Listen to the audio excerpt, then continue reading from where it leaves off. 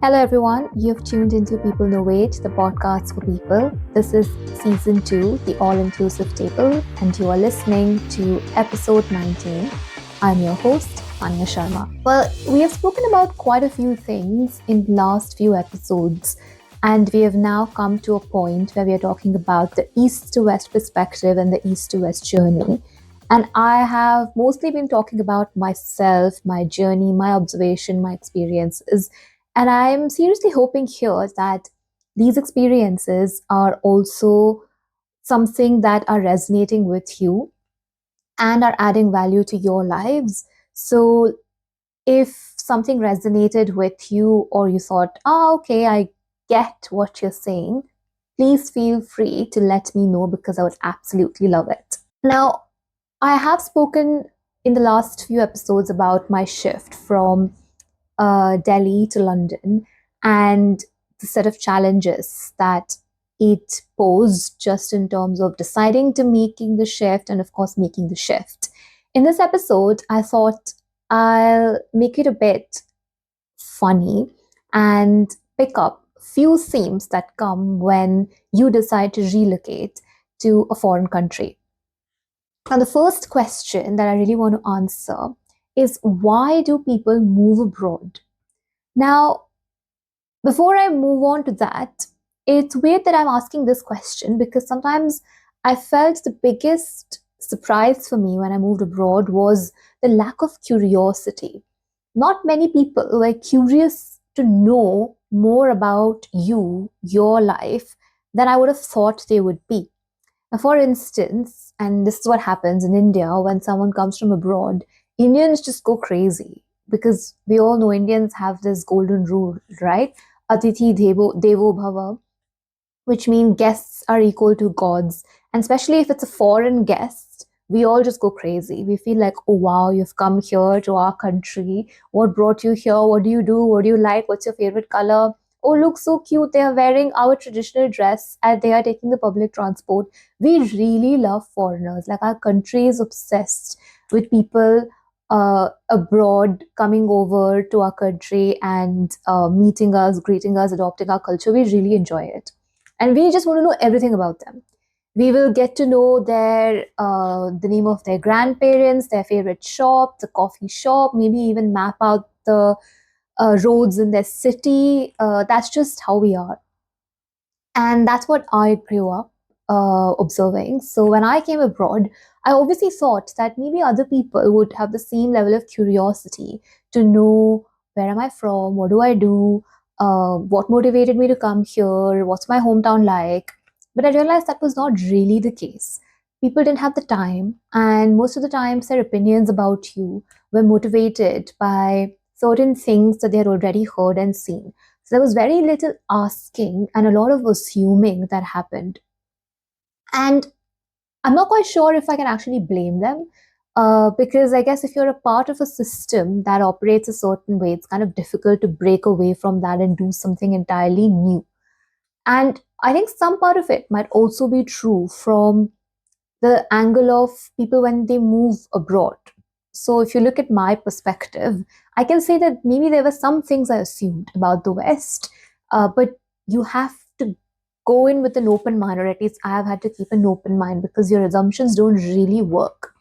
You assume West is this place where you can probably just go and be free and do anything, and you realize that it's true to some extent, but not entirely, because if you want the struggle to fit in or the struggle to become homogenous in the society also continues to the west. So yes, you have flexibility to do probably what you want, but there is again a certain conduct or a certain I'm not quite sure the right term for that is, but a certain something that kind of compels you to follow a certain some route, like the route, if you want to truly integrate. And that's not something I had expected when I'd come in, because I thought that maybe there would just be a bit more flexibility or leeway to do things the way you want to.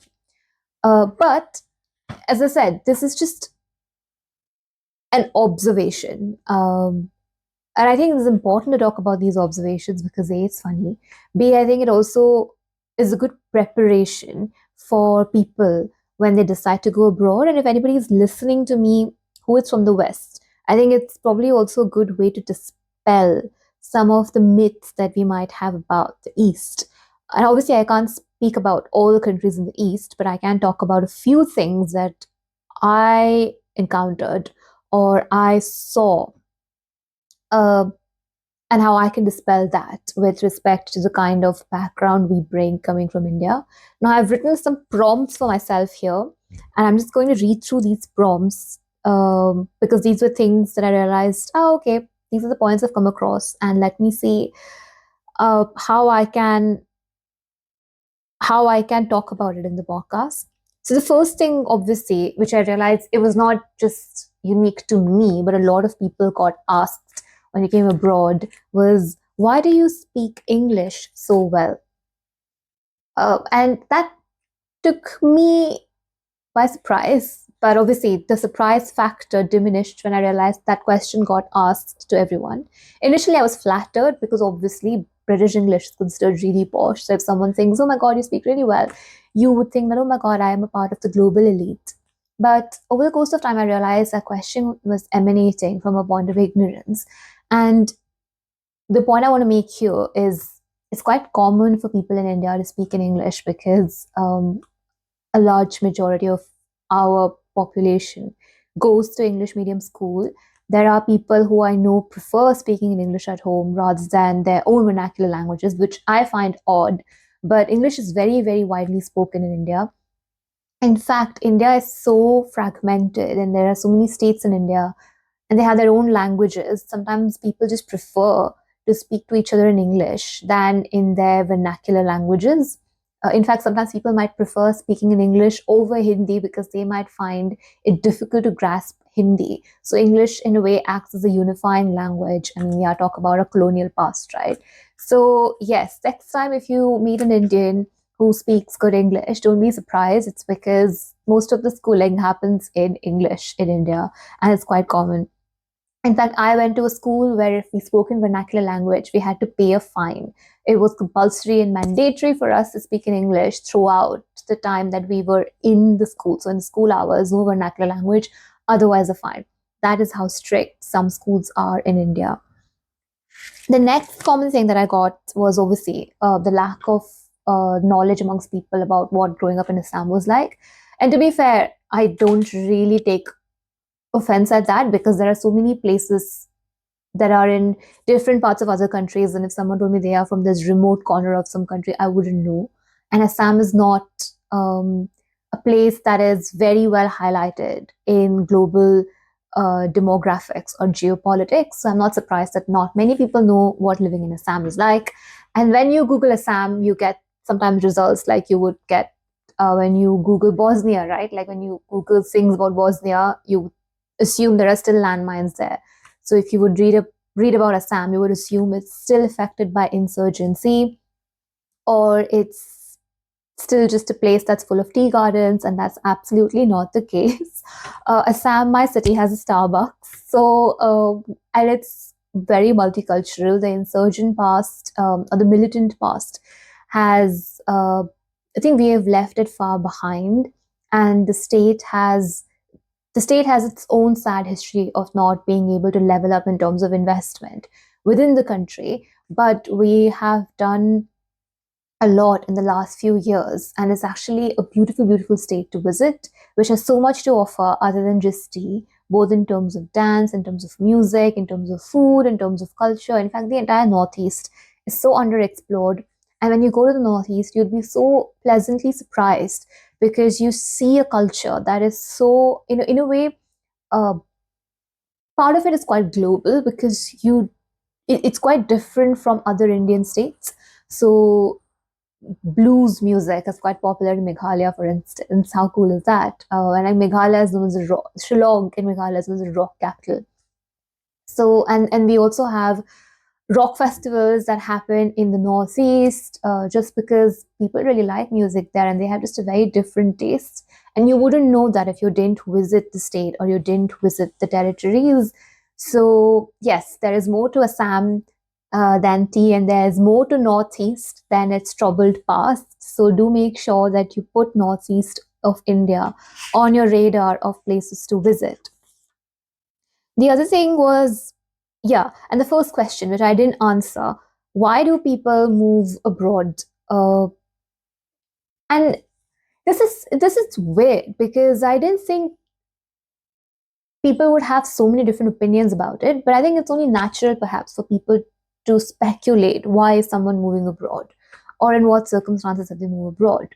And I can tell you one thing, that moving abroad is not an easy decision, especially if you're someone who has family roots back home, if you get along with your family.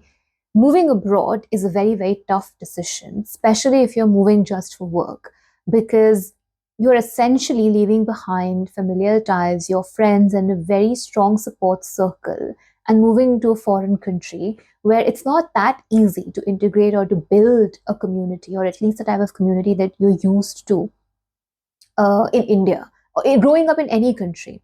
So I definitely wouldn't say that people move just because on a whim. And I don't think people move abroad for comfort, because I personally think that there's a lot of comfort sometimes you can afford in your home country if a lot of circumstances work in your favor.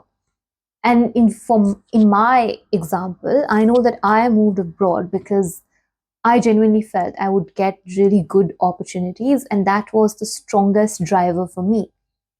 Because as I said, it's not easy. Staying abroad is a constant process of expanding your comfort zone, getting out of your shell, and doing a lot of things, additional things, which you wouldn't have to do in your home country. So, and I don't think that is a choice that people make naturally unless they are convinced that they are getting something really valuable and precious abroad. So, I don't think moving abroad should be taken as something that people just do out of, I don't know, a wishful adventure. It could be something that they want to experience, but the decision to stay on is something people usually take looking at long term prospects of growth, which definitely plays into people's minds. So yeah, I definitely thought it would have been nicer if more people thought that moving abroad is a difficult decision and it's not easy, or it's not something that people sit and feel quite. It, it is anxiety driving, as I think I would like to put it, and it's not as glamorous as it's made out to be. It requires a lot of effort and a lot of thinking. And I wish more people were conscious of that factor when they saw the global elite moving or moving around, or someone moving to a foreign country. That it's a very, very tough and a brave decision for anyone to make, especially if you're moving to a country without family. And that's the other thing. Sometimes I think people who move to a country without any connections can have it more difficult, because you're constantly trying to justify why would you move, or at least I felt people asking this question, but why would you go to a certain country, but why would you not want to stay back in your own country? And I always used to feel like, why not? If you're looking for opportunities and if the world was your oyster, then why would you not look for an opportunity everywhere? And if you got a good opportunity, why would you not move somewhere? That was my logic. But I do think there can be some amount of stereotype associated with moving countries or moving continents. And I wish more people gave some more thought to that, and saw the bravery and courage it takes for people to take that decision to move abroad. So that's something that I thought could do well with a bit more curiosity amongst people. The next big challenge I think people face when they move abroad is hobbies. So, and I noticed it first, and I realized that skiing was such a big thing when you come here. And it's weird because in India, skiing, at least I didn't think it was one of the regular sports that you did. Or in the place that I grew up in, even water sports were not that common. I grew up in the mountains, the rivers, and people around me were basically playing sports like badminton, cricket, basketball, something else. And here you come in and all of a sudden you have to do all these different activities which not which people don't grow up doing in India. For instance, skiing, or even the concept of drinks, for instance. In our schools and colleges, we don't have networking events where you go out and socialize over drinks. So, and if you've not done that kind of socializing, when you come in, you can think about you can take a step back and think, why is this such a big thing? Why are Thursday drinks so big? Why are Friday drinks so big? Or why does everyone always want to go and grab crisps and drinks? It's just not a kind of socializing that you are used to. And I don't think people appreciate that when they about everybody. Like, I don't know about other cultures, but at least in India, our socializing is most like schools don't really have socializing culture. You have career fairs, but you go to these career fairs with your schools and your teachers, and you don't really have drinks at that school level. At least that is my understanding. I have not seen that happen, nor is it encouraged. Even at university, we had very strict policy about socializing and over drinks. So it was just not a thing. Like networking, drinks, these were not a thing. You would have, even now in India, sometimes you would have socializing over things like meditation, and it has its own charms. But there is a difference in how you socialize throughout your academic journey and professional journey in India and abroad. And the earlier you make the shift to the West, the easier it gets for you to understand how that works. And the later you make the shift, the more you have to adjust and understand. So obviously that is a difference. And I don't think it's difference that, like, there's no judgment about that difference. It's just a different way. But it's something to be conscious of. Or I wish people were more conscious of before assuming that, oh, okay, certain people from somewhere should know exactly how certain things work. They don't. It takes a bit of time to figure out the protocol around these events, which are not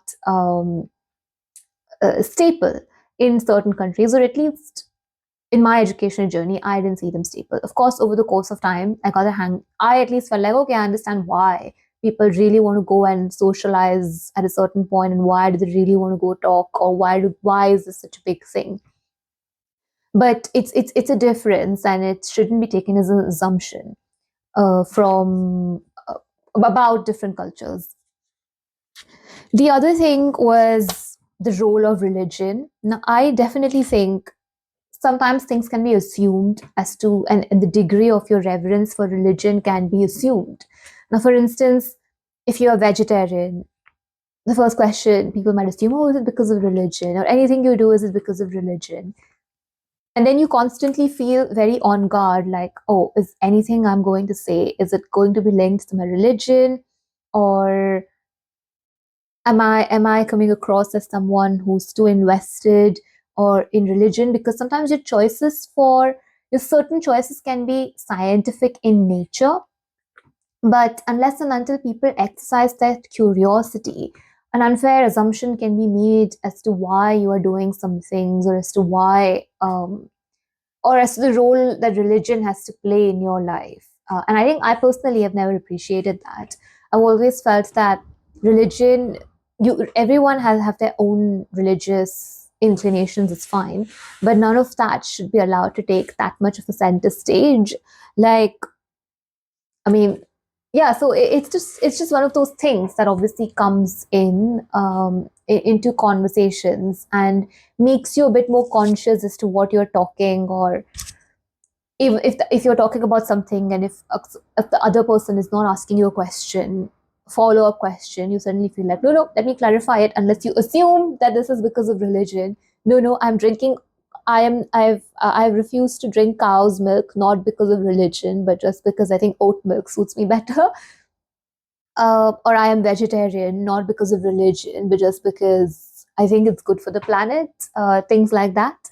I think there's also an element of fun in it, but sometimes I think if it's not controlled, then unfair assumptions can be made about you. And I think that is something we need to avoid. The other thing that I guess is really painful is the visa situation. So when you come into London, the one thing that everyone does want to do is travel. And there are so many opportunities that pop up around London and in Europe. But people forget that when you're from a foreign country, you need visa to visit other European countries. You come on like I went on an Indian passport, so obviously I couldn't just land up at different events at just a minute's notice. You've got to plan in advance, apply for a check-in, keep your visa ready so that you can attend a certain holiday or attend a certain event. I think sometimes people forget that not everything is as easily accessible to immigrants just because of the difference of the passport and because they're not conscious of it. I think sometimes there can be a lack of foresight or planning, which can lead to some people missing out on certain opportunities. So that's one thing I wish more people were conscious of, that hey, we're not really showing up in the Europe as many times as you would want, because probably we're just busy securing a visa, and sometimes that process takes so long or appointments are not available that you just end up going somewhere else as opposed to camping in Europe. So that's obviously one thing that you feel, okay, yeah, I'm disproportionately impacted here because of visa situation.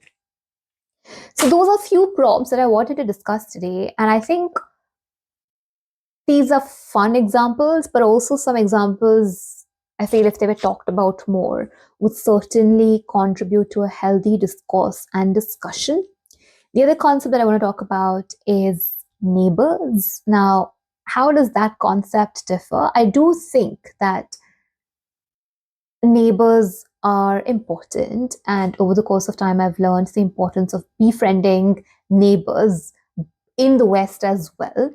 I can definitely say there's a difference in the East and the West. Like I at least grew up in a city where we were very invested in each other as our neighborhood, and it pretty much felt like one big family. Whereas in cities, and it's not just London, I think even in India, if you go to a metropolitan city, there's a very different policy that gets adopted.